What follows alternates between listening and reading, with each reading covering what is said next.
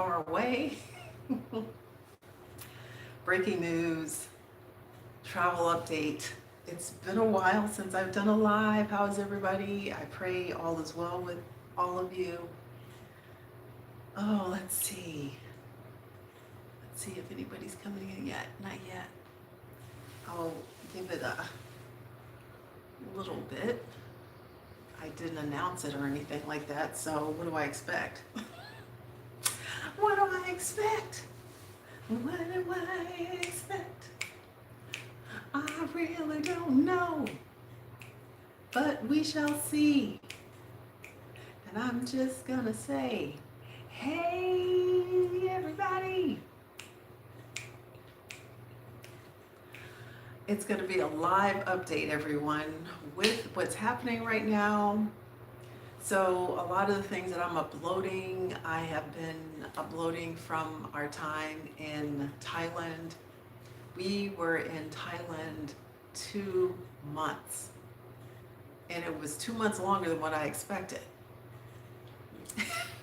Seriously, this was only supposed to be a transit, you guys, and that's the purpose of this live, really.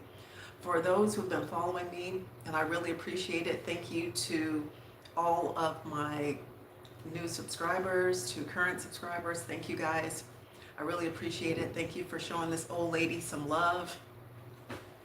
And I say old because I'm 61, and I'm proud of that, and I thank the Lord for that. I'll tell you why, because I've had a couple of friends who didn't make it to 50 and who didn't make it to 40, you know, so I'm thanking the Lord for that. And I don't have this, I'm kind of far away, guys. Hi there.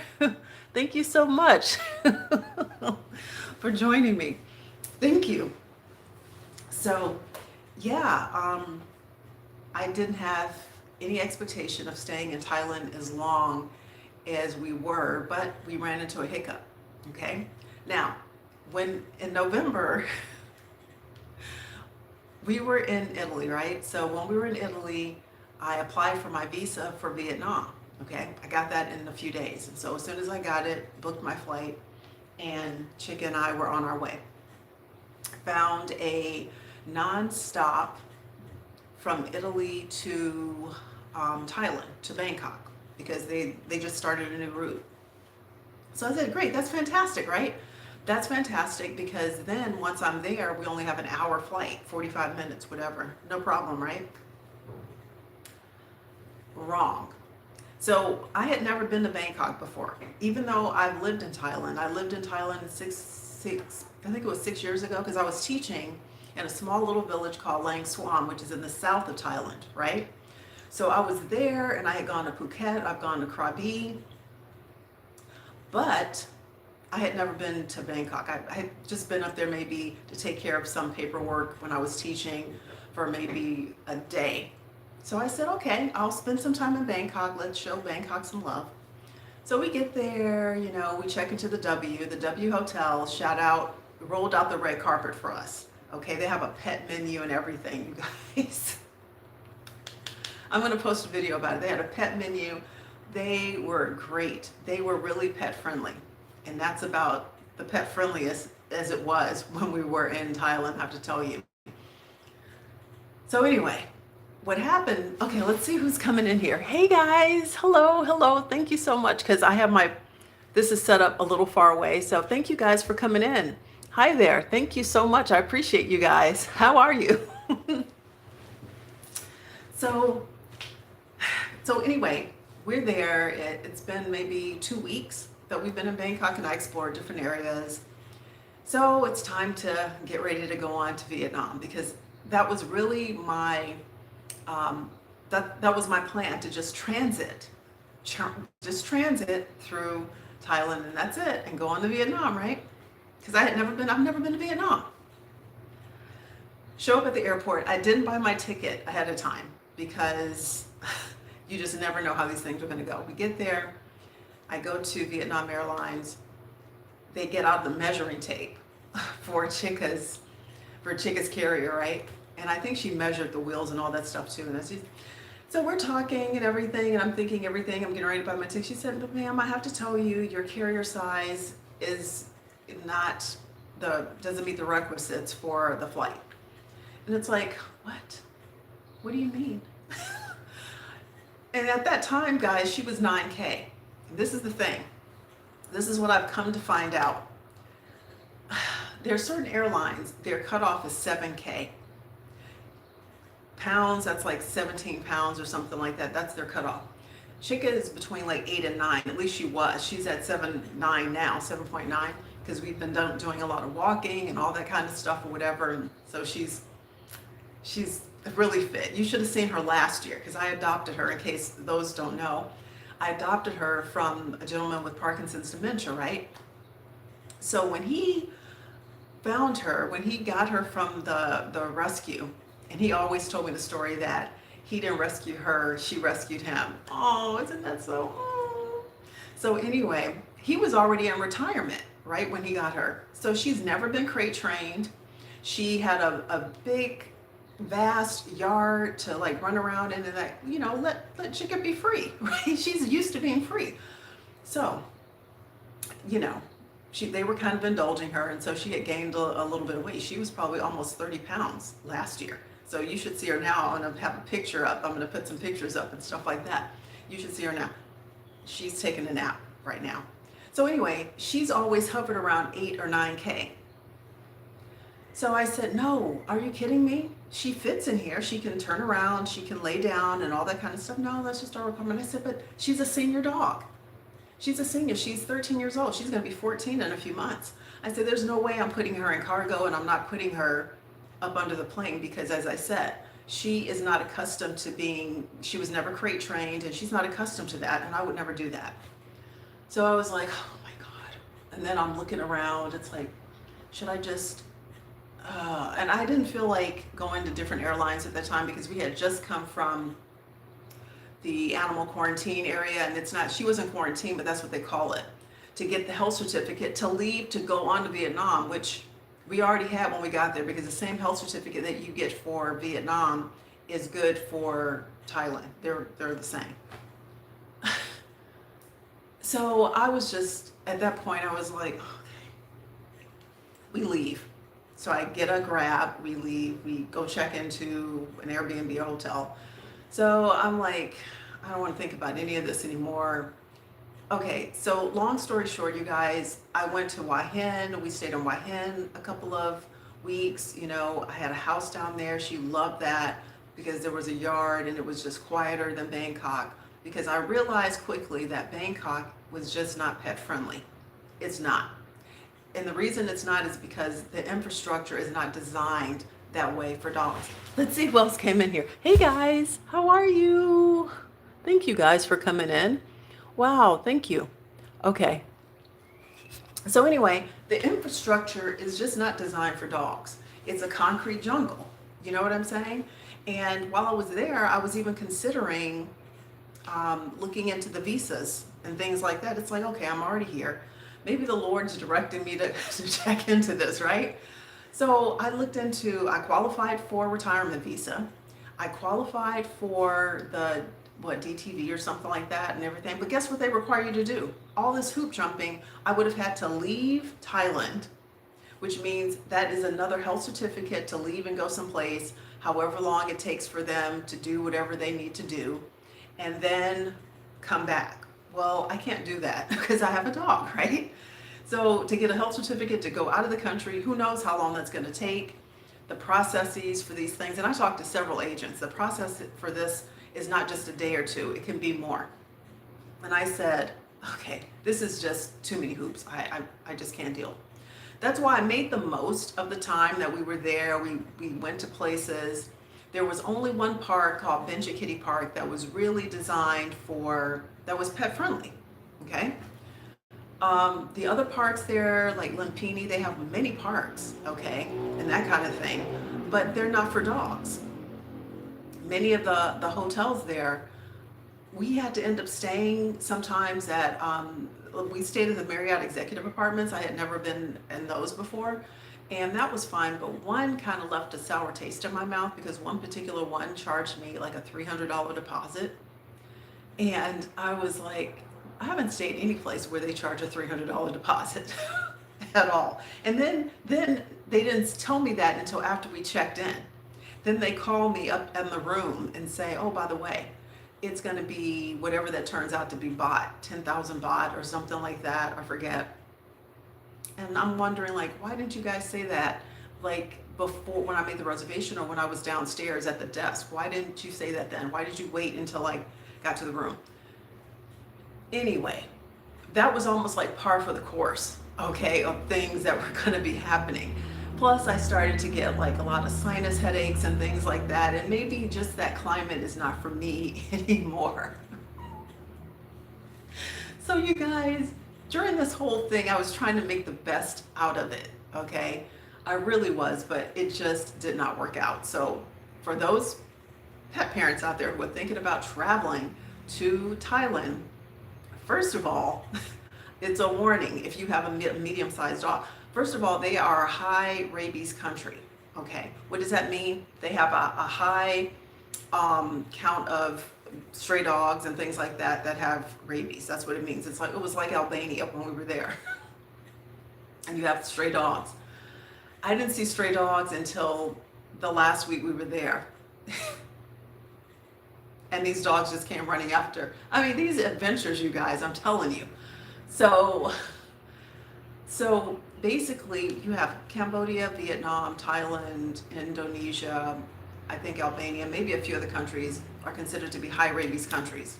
So when you're coming there with your dog, and I didn't know this, if you get a titer test or whatever, and then you want to leave and go back to wherever it was your country was, and maybe your country is not a high rabies country, you're going to have a waiting period. You're going to wait. You're going to have to wait. You can't just go back right away. I know. Isn't that something? So you're going to be there. So you're probably saying, well, why not just go back to Italy? Because Italy by far, you guys, was like the pet friendliest country. Oh, let's see. Hey, guys. I'll be moving with much larger dogs later in the year, but we'll have to do cargo. Okay, yeah. And yeah, I see. I know. Who is that? Somebody said that they're in Brazil. Hey there, how you doing?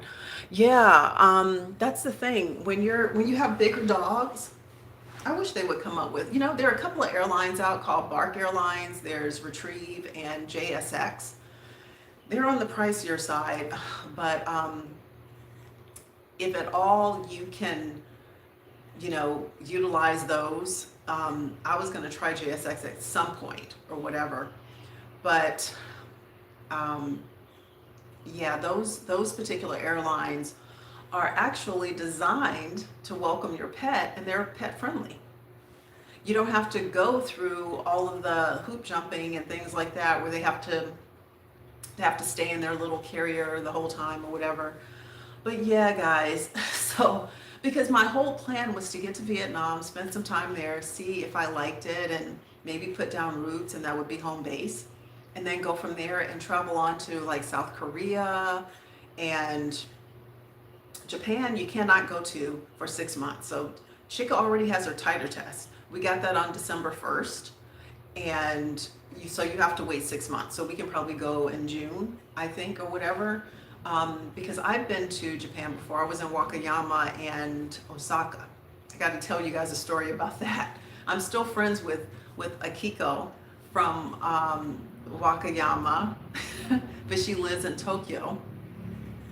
And when I didn't have Chick at the time, and when I got off the little tram there, the train, and here I am in a little village, okay, and no one really speaks English unless you go to like different shops and things like that. So I have my Google Translate, and I'm trying to find my hotel, and it's not working. Of course not, right? And she sees me and she says, hello. It was almost like one of those scenes in a movie where the mist opens up and then someone's like, hi, how are you? She said, do you need help? And I said, oh, yes.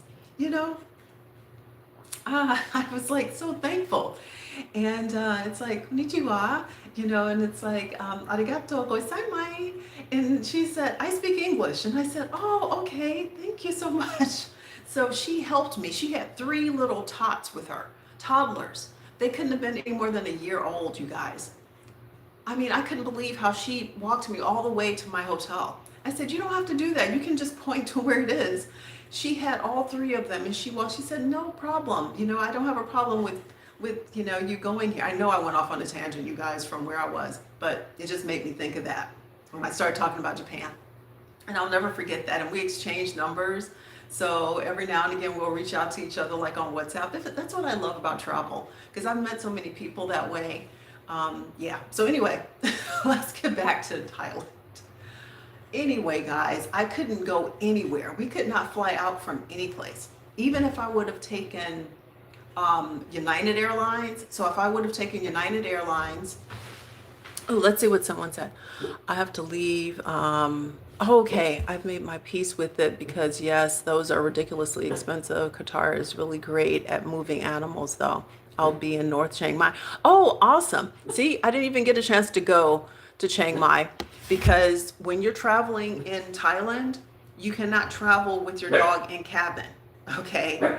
No, you can't go fly anywhere in Thailand with your dog in cabin. They have to go in cargo or baggage. So I didn't get a chance to go there. Otherwise, it's a 9-hour drive from Bangkok all the way up there. So that didn't work out. But all the best to you. That's going to be great. So guys, I would have had to take United Airlines, fly into Hong Kong, have an overnight layover, which that wasn't going to work. Because once you have an overnight layover someplace, she's going to have to go potty. You're now in another country, so now you're under their jurisdiction for what? You're under their jurisdiction for all the paperwork and things like that because this dog is entering into this country and they didn't have a transit area. Some airports have transit areas, like Singapore, for instance. Singapore has a transit area where you don't have to leave and go through immigration. So if you have a layover, you can stay on the air side. You understand? Instead of, going through immigration and doing all that stuff. But not every airport has that. Anyway, guys, it got down to the point where I was like, okay, we gotta get out of here. And I'm ready to move on. So Air Canada. Yes. So we found Air Canada. She's sleeping.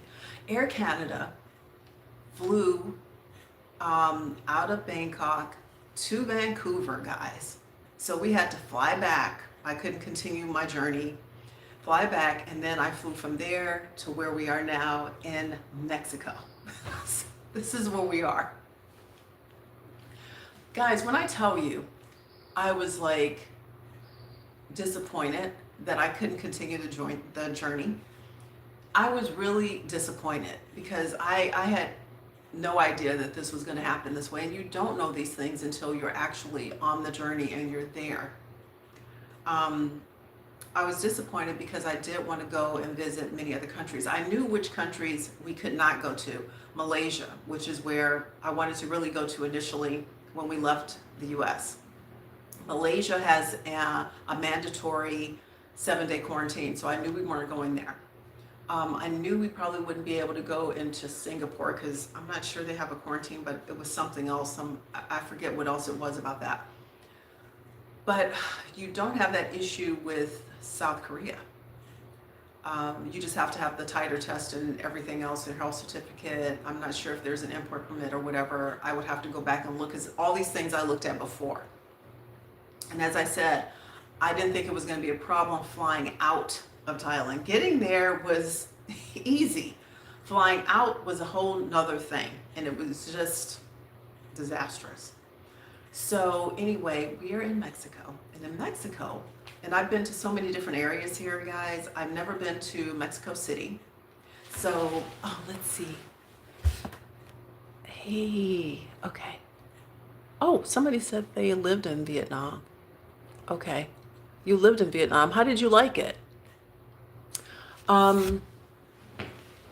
So basically, I've never been to Mexico City. So I was there for a month. We were there in Mexico City for a month, traveled to different places in Mexico City, and I'm working on my Spanish. I can order in Spanish. I can say certain, just certain formalities and things like that. But I really want to work on that to get a little more proficient, because when I lived in Bali for 2 years, I was conversational in Bahasa Indonesia, and so, so yeah, and I've met a lot of people who are so kind and so just really nice. Let me tell you about a situation that just happened a couple of days ago. I didn't have pesos on me, right? I didn't have enough. And so I wanted to order some food in the area that I was in. I always choose areas that are not necessarily touristy sometimes. They are more where locals are, and they may not have accessibility to certain things, right?